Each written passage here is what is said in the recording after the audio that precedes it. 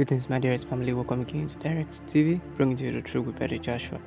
My dearest family, I was just too excited to see this video online when the hostages were being brought back. Can you watch this? After 2 years and an agonising final few hours, signs of movement. Filmed by our team inside Gaza, Red Cross vehicles snaking through its devastated hellscape with hostages on board. Then into Israel. The roads lined with crowds cheering their return. The 20 hostages, all of them men, were then flown from southern Israel by helicopter. Their ordeal has traumatised an entire nation. Their release freeing Israelis from that torment. After waiting for so long, the agony is over. For those who were kidnapped and their families who feared this moment would never come. Guy Gilboa Delau was abducted at the Nova Music Festival on October the 7th, reunited today with his family after so long, all of them overwhelmed with joy.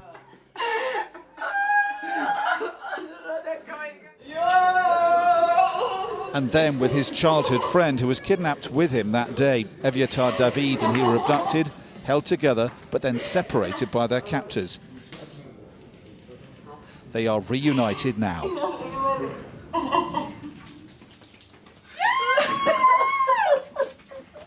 Etan Moore was also kidnapped at the music festival, hugged for the first time in 2 years today by his parents.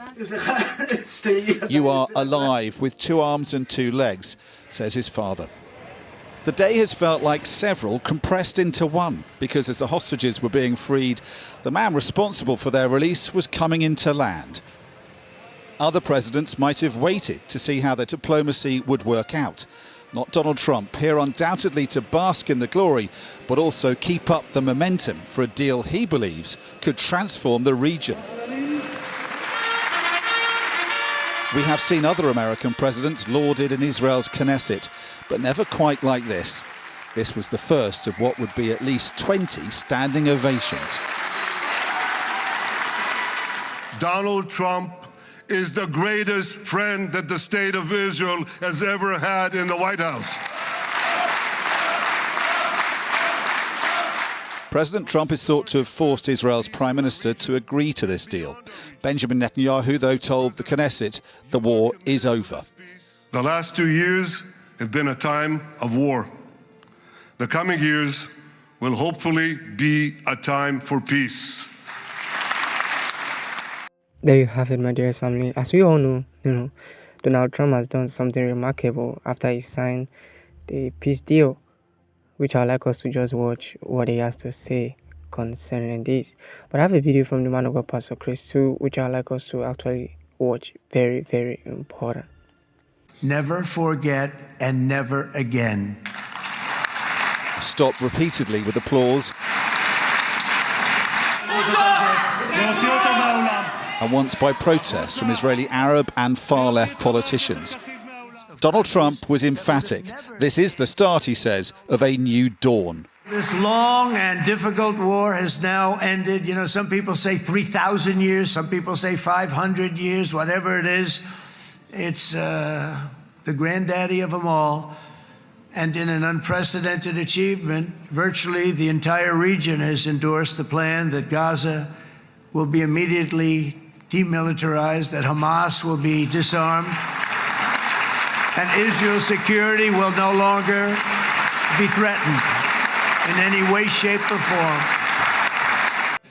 And after so many years of unceasing war and endless danger, today the skies are calm, the guns are silent, the sirens are still, and the sun rises on a holy land that is finally at peace, a land and a region that will live, God willing, in peace for all eternity.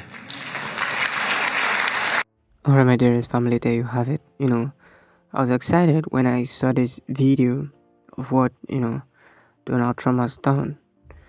But the man of God, Pastor Chris, did give some warning during your Love Up programs, which I just want us to watch it again. Maybe we have forgotten, or maybe we didn't see it.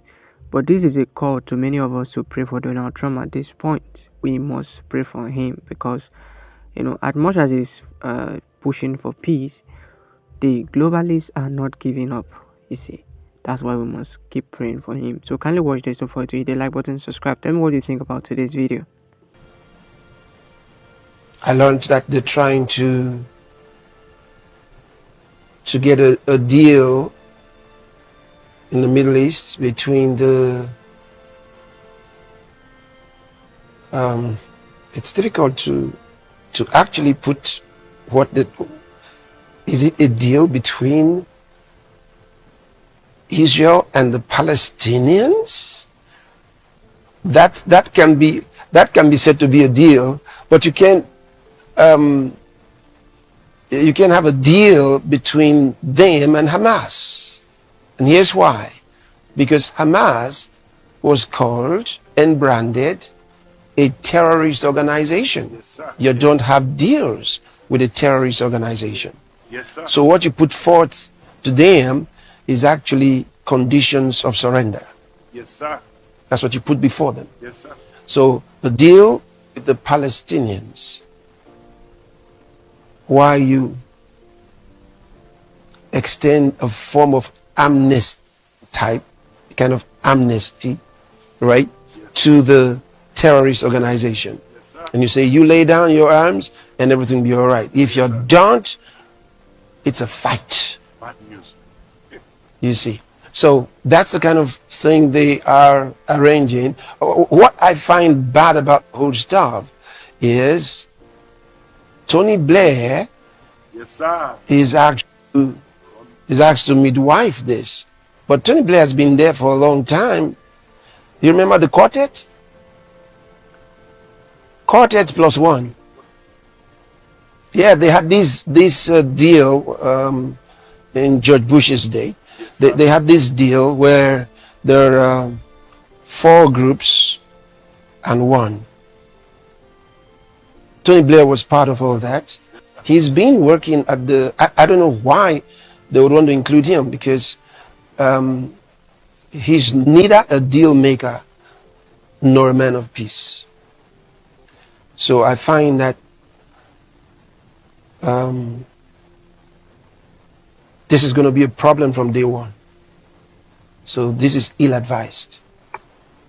See? Because he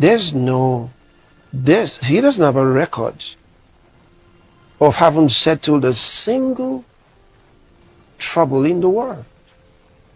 How do you manage? So this looks like a scheme by the Europeans. A scheme by the Europeans, which means that while Trump might be thinking they're on the same side,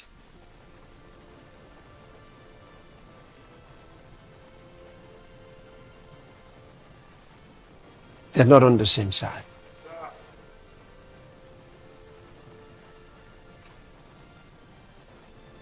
So this could be blamed on Hamas not accepting a deal, but there is no deal, because you don't have a deal with a terrorist organization. It's not called a deal. It's an ultimatum to enforce your hegemony of some kind. So what does Hamas get out of this? I already said it. It's amnesty. And that they don't like. Yes, For who they are, that their pride is too much to accept amnesty. Oh, wow. How do you come this far with all this fight and then you take amnesty? I don't think they will like that. So it's like a trap. But the truth of the matter is, what they did October 7th was bad. It was bad. It was bad. There's no way to look at it and excuse it. There's no excuse whatsoever. There's no excuse, especially when you think of the fact that several of those people that were captured by them died. How do you explain it? Many were killed. And then even the ones who lived were abused and assaulted in the most horrendous way. So, it's inexcusable. Inexcusable. It's inexcusable. So, in reality, they don't deserve what you would call a deal, because by every standard, what they did was wrong.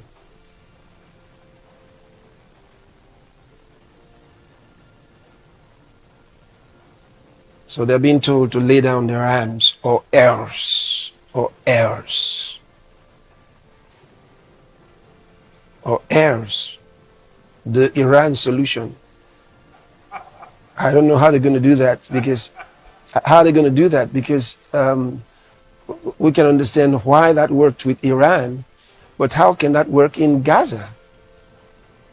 Well, Israel promises to go in and finish the job. That's what the Prime Minister said.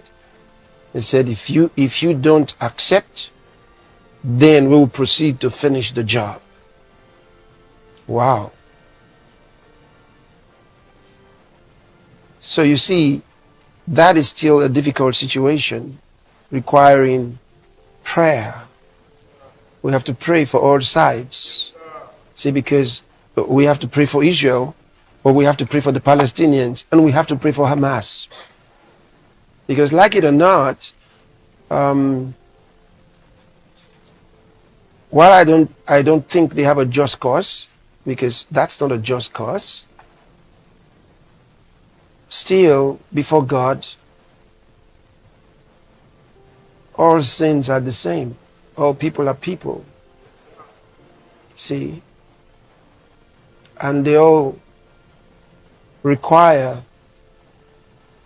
need God's forgiveness, God's love, all of them. And I look at them all from that perspective. And so I pray for all of them. They all need the Lord. They need salvation. They all need peace in their hearts. If they don't have peace in their hearts, they can't have it between themselves. I mean, even within Israel, they have internal squabbles. See?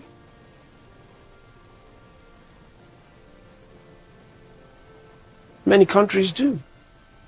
There's hardly a country where they're all in one direction.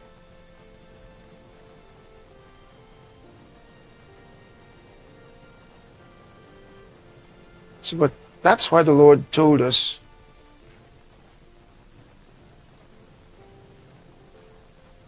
to pray for others, pray for the nations of the world, pray for all men and their leaders, so they can be guided in decision making. Because at the end of the day, it's all about decisions. How people decide what they're going to do. It's on their minds.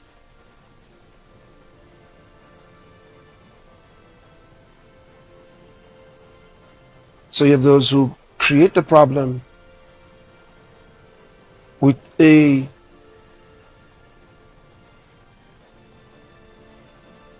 dubious solution, which was what was already required to be put in place.